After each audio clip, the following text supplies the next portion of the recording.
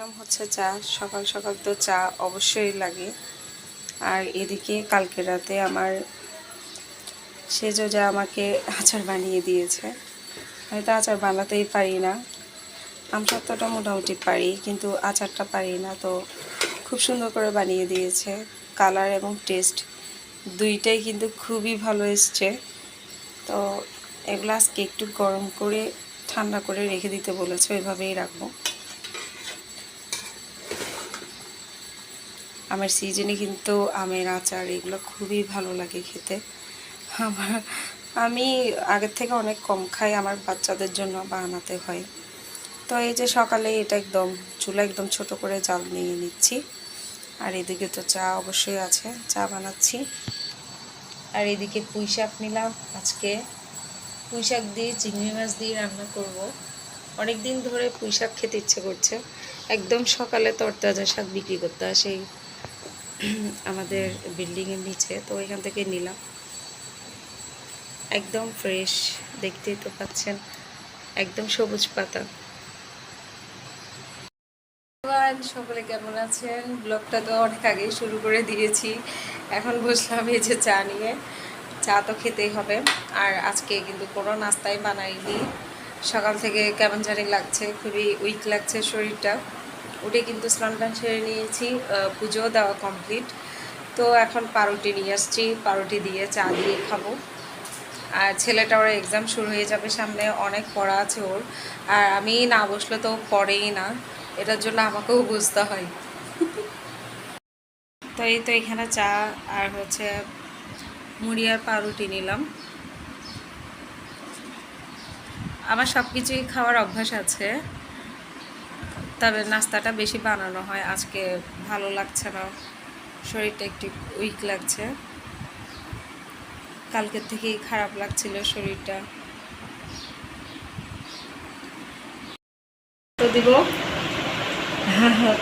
গতবার তো দিদি করেছে, এবার আমি করছি। তো এখানে ছোট প্লেটের মধ্যে এক প্লেট রয়েছে, এগুলো এখন এটাতে দিব, বড়টাতে, না হলে কিন্তু শুকাবে না।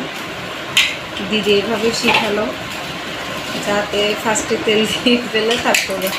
আজকে আকাশের অবস্থা কিন্তু খুবই খারাপ, দেখি কেমন হয়, যদি রোদ দেয় আর কি, নাহলে ঘরের মধ্যে একটু শুকানোর চেষ্টা করব। সব এখানে ঢেলে দিই। এবার এগুলো ব্লেন্ড করে দিয়েছি। ব্লেন্ড যদি করে দিই তাহলে কিন্তু একদম এরকম হয়।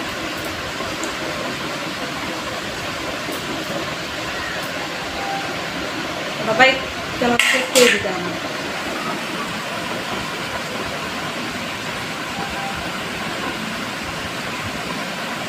এখন এভাবে ঘুরিয়ে দিলে হয়ে যাবে।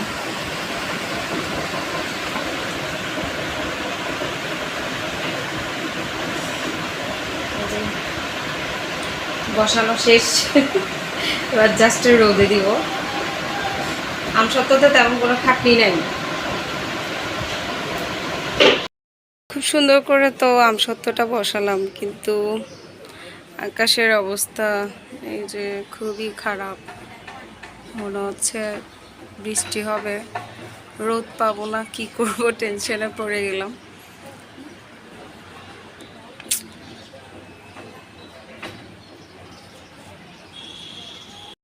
এই যে এই গাছটাতে কলি এসছে, এটা আমার মেজোজা দিয়েছে আমাকে গাছটা। আমার ব্যালকনিতে গাছ আছে, বাট ফুল নাই। ফুল ধরে কম, তো এই গাছটা উনি দিয়েছে। এটাতে যখন দিয়েছিল তখন একটা কলি এসছে, ফুল ফুটেছে, এখনও আবার আরেকটা কলি এসছে, এটা কালকে ফুটবে। টিচার আসছে, নাস্তা বানিয়ে নিচ্ছি। আজকে দিব হচ্ছে লুচি আর হচ্ছে ডিম ভাজি। এক এক দিন এক একটা দিই, যে সবসময় একই রকম দিতে হবে কোনো কথা নাই। এক এক দিন আমার লুচিগুলো দেখেন আজকে কেমন হয়েছে, এই যে যে কোনো দেশের একটা মানচিত্র হয়ে গেছে।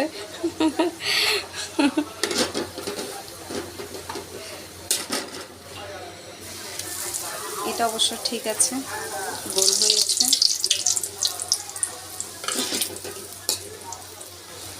আচ্ছা, ফুলে গেছে লুচি।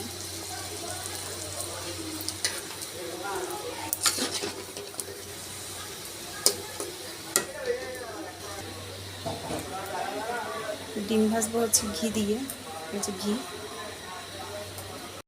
তো লুচি হয়ে গেছে, 4টাই দিব। একদম ফুলকো হয়েছে লুচিগুলো।